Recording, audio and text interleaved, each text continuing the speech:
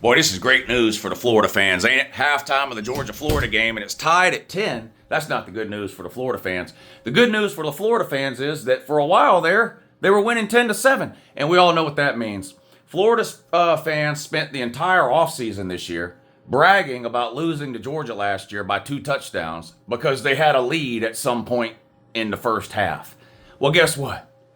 You had a lead at some point in the first half again today. Give yourself a pat on the back, man. In fact, pat yourself on your tiny little fucking peanut head. I cannot wait to hear from y'all all off season about how you had a 3-point lead over Georgia in the first half. Just like you talked all that dumb shit this past off season about the lead you had over Georgia in the first half last year. And the fact that the game is tied, you're completely fucked. And you know you're fucked. Georgia's losing every game they play at halftime. But not this one. Tied at 10. Y'all are fucked.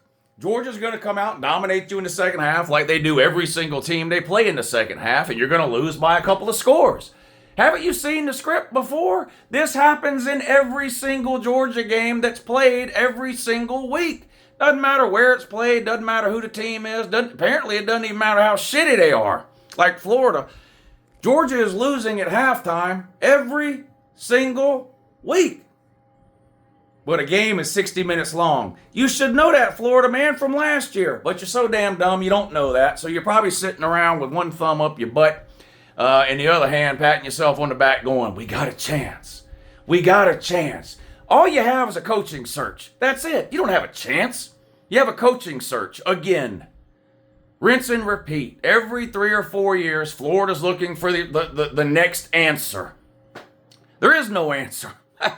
Not when it comes to you beating Georgia. It's not happening. Not happening today, at least. We already know. 10-10 at halftime, and the only touchdown Florida got was on a busted coverage in the secondary for Georgia. So I'm not concerned in the least. Georgia had a turnover that Florida converted into some more points. Other than that, you hadn't done shit. You're not going to do shit but lose, because that's just what you do. Now, more good news for you. You're used to it.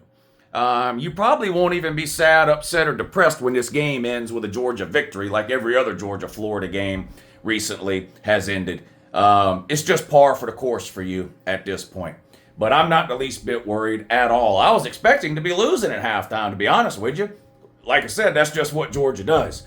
They rarely show up in the first half, and they didn't show up in the first half today. But you're so bad that they're tied with you in the first. Do you know how bad you have to be to not be beating Georgia at halftime? You ought to be embarrassed. I'm serious. You ought to be ashamed. Hell, even Auburn was beating Georgia at halftime. Y'all are down bad, man. Y'all are down so bad. Look, focus on Lane Kiffin and quit worrying about Georgia. There's nothing you can do to beat Georgia. Texas Tech up on Kansas State at halftime, but it's close. Notre Dame up on Boston College at halftime, but it's close. 12-7? Rudy, what are you doing? Yeah, I know what it is. Look, Boston College is horrible. They're like, what is Boston College, 1-7? Do Catholics feel bad beating up on a Jesuit school or something? I don't get it. But here's what's happening. Notre Dame's next opponent, you play Navy next. And because you're not in a conference and you have a dog shit schedule every year, beating Navy will be your second best win of the year. So it's a huge game for Notre Dame. But I got bad news. I don't know that it matters. Did you know that Miami lost again today? Wow. How did you lose to that Miami team? Dog shit. Absolute dog shit. At least you have a win over Southern Cal to prop your head up on, I guess.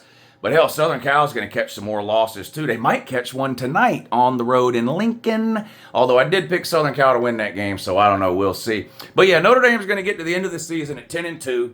Their best win is going to be Southern Cal. Their second best win is going to be Navy. How down bad are you when your second best win of the year is Navy?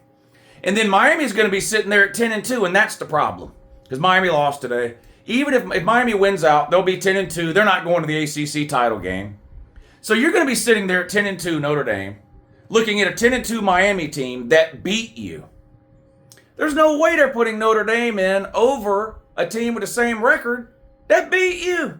And now here you are struggling against a Jesuit school, Boston College. What are you doing? What are you doing? I'm seriously asking. Come on, man. Come on. Anyway, I am looking forward to the Florida fans all offseason bragging about having a lead in the first half again. Y'all spent 8 months doing that. 8 months. We had a lead over Georgia in the first half. You lost by 2 touchdowns last year in a game where Carson Beck threw 4 interceptions. The game was not close. Sometimes I think Florida fans are watching a totally different game than I'm watching. Sometimes I feel like Florida fans are living on a different planet. Maybe they are. I don't know. None of this is real. It's all artificial intelligence. We're living in a simulation, right, lady? That's right. See, she knows. We're living in a simulation. And I've seen the ending, and you lose again, Florida. Anyway, have a great day.